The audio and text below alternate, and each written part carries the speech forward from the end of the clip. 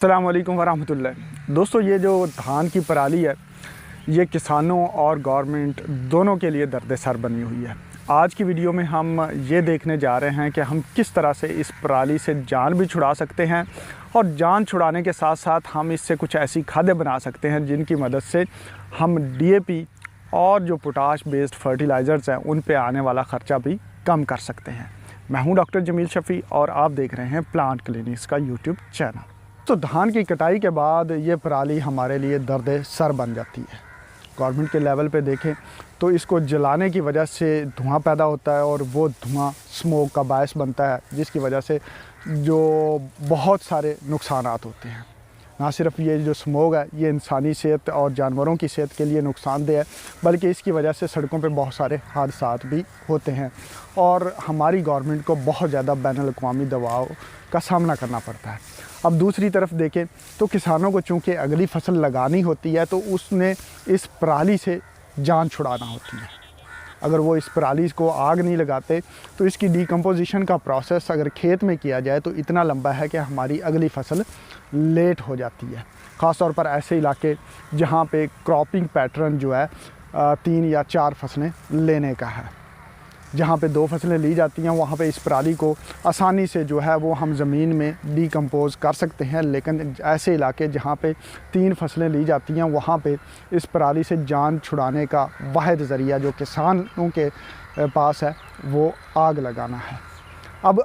हम आते हैं कि हम इस पराली से किस तरह से अच्छे तरीके से जान भी छुड़ा सकते हैं, और ना सिर्फ इस पराली से जान छुटेगी बल्कि ये पराली ऐसी खाद में तब्दील हो जाएगी जो कि आपको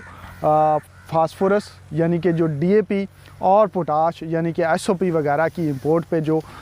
इतना ज़र मुबादला हमारा ख़र्च होता है, हमारे मुल्क के डॉलर्स जो हैं वो बाहर चले जाते हैं, उनसे भी जान छुड़ाई जा सकती है। दोस्तों, आपको पता है कि हमारे मुल्क में ये पराली जो है ये वाफर मिकदार में पैदा होती है और दूसरी तरफ हमारे जो हरीपुर, हज़ारा और काकूल के इलाका जाते हैं वहाँ पे रॉक फास्फेट पाई जाती है। हम समझते हैं कि वो वाली रॉक फास्फेट DAP तैयार करने के लिए अच्छी नहीं समझी जाती, लेकिन उस रॉक फास्फेट को अगर किसानों को ट्रेनिंग देने के बाद मुहैया किया जाए तो हम बहुत ही अच्छी किस्म की बायो ऑर्गेनो फास्फेट तैयार कर सकते हैं। इसे हम कैसे तैयार कर सकते हैं, इसका तरीका भी बहुत ज़्यादा आसान है। बस हमें चंद एक चीज़ों को किसानों को मुहैया करना है। उनमें क्या चीज़ें हैं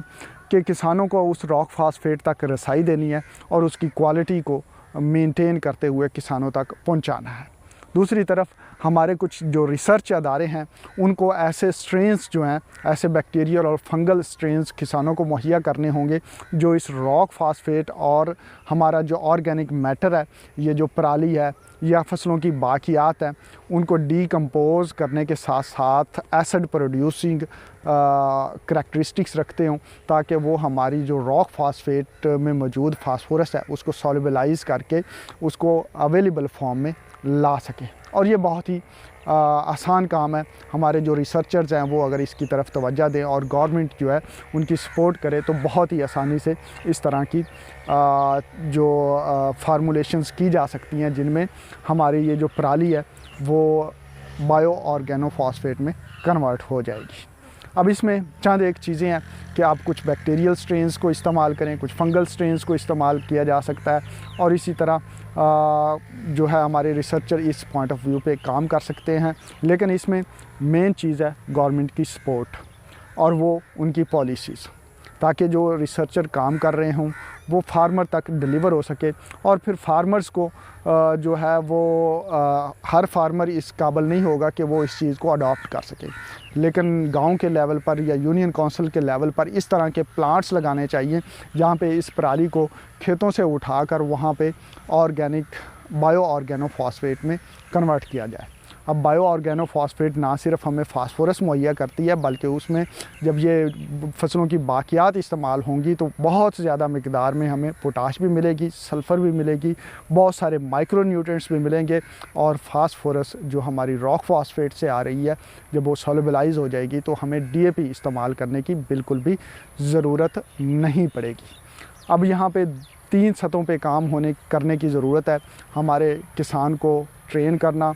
और उनको यूनियन काउंसिल की सतह पे इस तरह के प्लांट लगाने में मदद फराहम करना ताकि वो जो है बायो ऑर्गेनोफॉस्फेट जो है वो वहाँ पे प्रोड्यूस की जाए और अपने लोकल इलाके में किसानों को मुहैया की जा सके। दूसरा, किसानों को इस तरह की ट्रेनिंग देना कि वो एक अच्छी किस्म की बायो ऑर्गेनोफॉस्फेट बनाए, ना कि लो क्वालिटी की बनाए। इससे होगा क्या कि जब अच्छी क्वालिटी की बायो ऑर्गेनोफॉस्फेट मिलेगी तो उन्हें डीएपी से बेहतर रिजल्ट्स मिलेंगे और वो डीएपी को यूज़ करने की बजाय अपने लोकल इलाके में इस प्रोड्यूस की गई बायो ऑर्गेनोफॉस्फेट यूज़ करेंगे।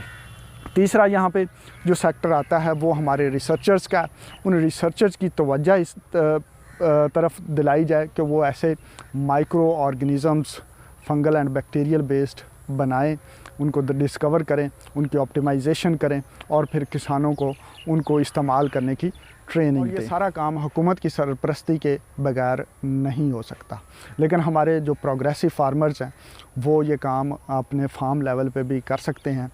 और दूसरे किसानों को इसकी तरगीब भी दे सकते हैं और ट्रेनिंग भी दे सकते हैं। दोस्तों, मैं उम्मीद करता हूँ कि इस मालूमात को देखते हुए हम एक डायरेक्शन की तरफ आ सकेंगे और इस पराली से एक सस्टेनेबल वे में ना सिर्फ इस पराली से जान छूटेगी बल्कि ये पराली हमारी बहुत सारा ज़र मुबादला बचाने में भी मददगार साबित होगी। दोस्तों, अगर आपकी कोई राय है जिसमें हम इस पराली से मज़ीद बेहतर तरीके से जान छुड़ा सकते हैं और इसको एक कुछ ऐसे प्रोडक्ट्स में कन्वर्ट कर सकते हैं जो हमारे इकॉनमी के लिए फ़ायदेमंद हो, हमारे किसानों के लिए फ़ायदेमंद हो, तो आप नीचे कमेंट्स में ज़रूर बताइएगा। मिलते हैं अगली वीडियो में, तब तक अल्लाह हाफ़िज़।